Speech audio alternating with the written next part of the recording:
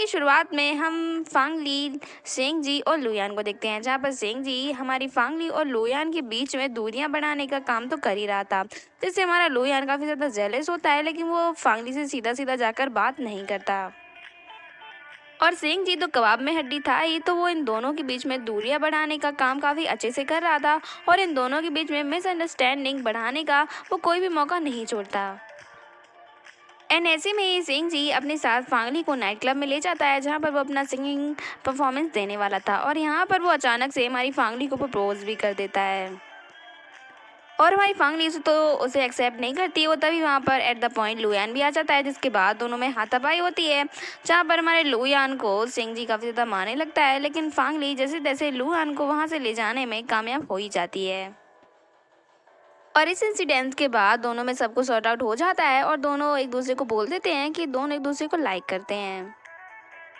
And इसके बाद फिर से हम फांगली और लुयान को देखते हैं, जहाँ पर ये दोनों रूम में बंद हो जाते हैं और इन्हें बंद करने वाली कोई और नहीं जेई होती है और हमारे लुयान के पास उसकी लॉक की चाबी भी होती है, लेकिन फिर भी वो फांगली को नहीं बताता कि उसके पास दूसरी चाबीज भी हैं और वो उसके साथ वहीं पर रहता है और दोनों वहीं पे अपना टाइम स्पेंड करते हैं। जबकि हमारी फांगली का अगले दिन पेपर था, जिसके लिए वो काफ़ी ज़्यादा नर्वस थी और वो सोच रही थी कि कहीं अगर लॉक नहीं खुला तो उसका एग्ज़ाम आखिर मिस ना हो जाए। और तभी वहाँ पर प्रोफेसर आ जाते हैं और वो लुयान पे गुस्सा करते हैं कि तुम यहाँ पर डेटिंग करने के लिए आए हो, क्योंकि ये तो पढ़ने लिखने की जगह है। जहाँ पर लुयान उससे कहता है कि सॉरी सर, मुझे ये पता नहीं था और हम दोनों यहाँ पर गलती से बंद हो गए, जबकि दोनों हाथ में चाबी लिए हुए थे, फिर भी कह रहे थे कि हम बंद हो गए। जबकि प्रोफेसर उनसे कहते हैं कि तुम्हारे हाथ में चाबी भी है और तुम मुझे उल्लू बना रहे हो कि तुम लोग यहाँ पर लॉक हो गए थे। तभी हमारा लुयान सारी बातें संभालता है और वो फांगली को वहाँ से भेज देता है, क्योंकि उसका तो एग्ज़ाम था। एंड जेई तो अपनी हरकतों से बाज आने वाली तो थी नहीं, तो वो अलार्म क्लॉक को ख़राब कर देती है, जिसके बाद हमारी फांगली अपने एग्ज़ाम्स के लिए लेट हो गई थी, क्योंकि उसके लिए एग्ज़ाम काफ़ी ज़्यादा इंपॉर्टेंट था, क्योंकि इसकी उसे स्कॉलरशिप भी मिलती तभी वो नेक्स्ट एग्ज़ाम अटेंड कर पाती। लेकिन इस बार वो जेई की वजह से अपना एग्ज़ाम छोड़ना पड़ता है और वो इससे काफ़ी ज़्यादा अपसेट हो जाती है और जेई को अभी भी चैन नहीं पड़ा था, तो वो शू और फईवे की ज़िंदगी में भी जहर घोलने के लिए आ जाती है और वो फईवे के सामने ये कहती है कि तुम्हें शू ने बताया नहीं कि वो तो तुम्हें अपने प्यार में पढ़कर और फिर तुम्हें डम करने वाला था, क्योंकि मेरी उसके साथ एक बेट थी कि अगर वो तुम्हें डम करेगा तो मैं उसे चांस दूंगी। जिसके बाद फईवे भी हार्ट ब्रेक हो जाती है कि शू ने आखिर उसे चीट किया है। और इसके बाद फांगली और फईवे दोनों के दोनों अपने होम टाउन वापस आ जाते हैं और फांगली से मिलने के लिए हमारा लुयान भी वहाँ पर होम टाउन पहुँच जाता है और वो फांगली के घर पर पहुँचता है, जहाँ पर ग्रांडमा होती हैं। तो फांगली उसे अपने रूम में ले आती है और दोनों वहीं पर सो जाते हैं। और जब फांगली की ग्रांडमा ये सब देखती हैं तो वो काफ़ी ज़्यादा नर्वस हो जाती हैं देखकर और उनका ब्लड प्रेशर हाई हो जाता है और वो वहीं पर बेहोश भी हो जाती हैं। और जब उन्हें हॉस्पिटल ले जाया जाता है और जब उन्हें होश आता है तो वो फांगली से मना करती हैं कि वो लुयान से दूर रहें। जिसके बाद फांगली सबसे ज़्यादा अपनी ग्रांडमा से प्यार करती है और वो उनकी हर कही हुई बात को मानती है, तो वो मान जाती है कि हाँ, वो लुयान से दूर चली जाएगी। और ये सारी बातें वो लुयान से कहती है कि उसके लिए उसकी ग्रांडमा ही उसकी लाइफ में सबसे ज़्यादा इम्पोर्टेंट रखती हैं, तो उनके लिए वो कुछ भी कर सकती है।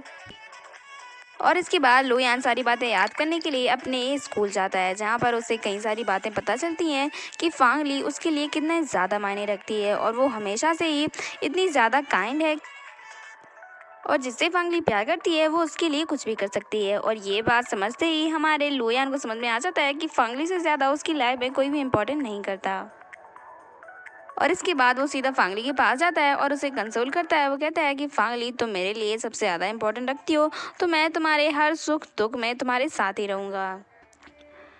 और इसके बाद दोनों वापस आते हैं, जहाँ पर इन दोनों की ऑफिशियली डेट आखिर अच्छे से चलने लगती है और लुयान के डैड को भी पता चल जाता है कि फांगली और लुयान एक दूसरे को डेट कर रहे हैं। तो लुयान के फादर उसे एक अच्छी सी टिप्स देते हैं कि फांगली का कैसे ध्यान रखना है और उसे कैसे हैप्पी करना है। और इन दोनों की डेटिंग काफ़ी अच्छी चली रही होती है। तभी हमारे सेकंड मेन लीड की फिर से एंट्री होती है, शियांग। लेकिन ये इस बार वो फांगली को अपनी गर्लफ्रेंड बनाने या फिर उसे चीट करने के मकसद से नहीं आया होता है, क्योंकि उसे तो भाई अपनी पढ़ाई पूरी करनी है। और यहाँ पर उसकी खुद की एक अच्छी खासी गर्लफ्रेंड रहती है, जो कि पहले सोचती है कि फांगली उसके बॉयफ्रेंड पर डोरी डाल रही है, लेकिन जब फांगली उसे सब कुछ एक्सप्लेन करती है तो वो दोनों अच्छे फ्रेंड भी बन जाते हैं। और इसके बाद वो फांगली को सारी बताती है कि कैसे वो शियांग को पसंद करने लगी, लेकिन शियांग अभी भी उसे पसंद नहीं करता। लेकिन हमारे शियांग और उसकी गर्लफ्रेंड येमान की ज़िंदगी में सब कुछ बिल्कुल अच्छा नहीं था, क्योंकि शियांग हमेशा अपने काम में बिजी रहता था, जिसकी वजह से वो येमान को टाइम नहीं दे पाता था और उसने कभी भी येमान के सामने अपना लव एक्सप्रेस नहीं किया और येमान को ऐसा लगने लगा था कि शियांग आखिर उसे पसंद नहीं करता। तो जिसके बाद वो शियांग के पास जाती है और वो सीधा उसे ब्रेकअप का बोल देती है। और इसके बाद फांगली, लुयान और शियांग और येमान ये सभी टूर पर जाते हैं, जहाँ पर हमारी फांगली येमान और शियांग को मिलाने की पूरी कोशिश करती है।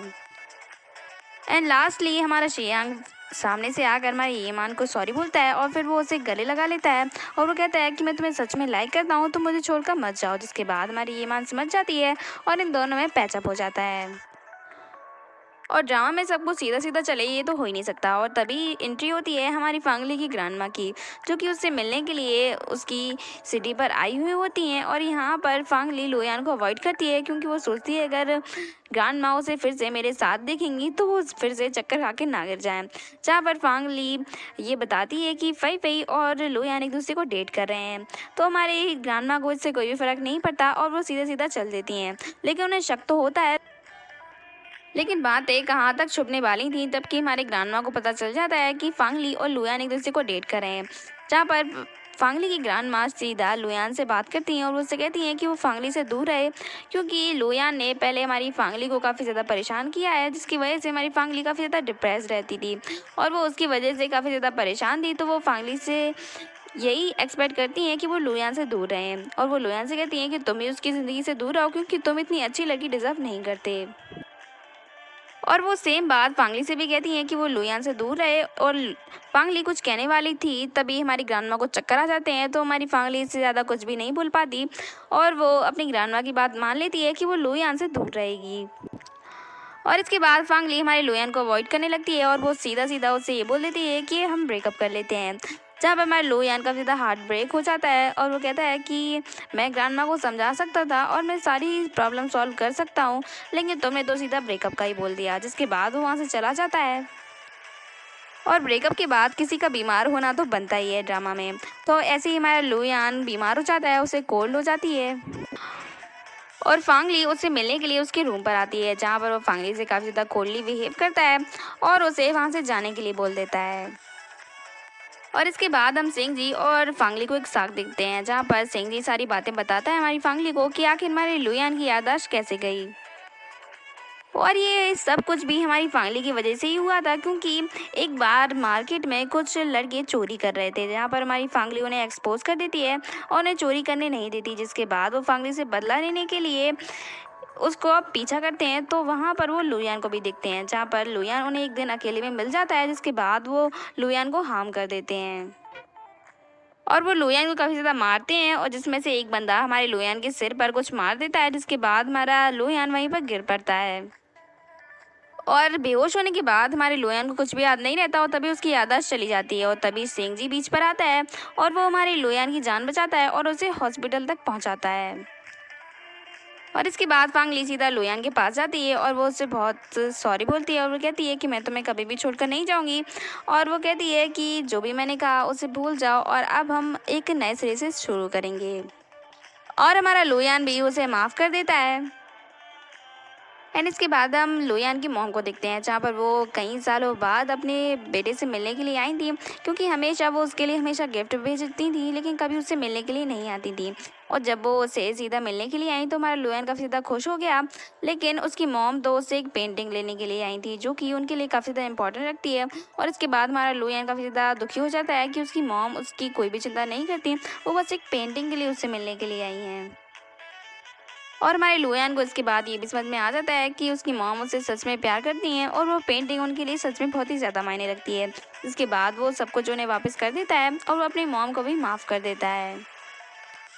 और ये सारा सब कुछ हमारी फांगली के समझाने पर भी होता है, जहाँ पर हमारी लुयान की मॉम कहती हैं कि फांगली सच में काफ़ी ज़्यादा अच्छी लड़की है। और इसके बाद हम जेई को देखते हैं, जहाँ पर फाइनली उसे भी एक बॉयफ्रेंड मिल जाता है और वो फाइनली हमारे लुयान का पीछा छोड़ देती है।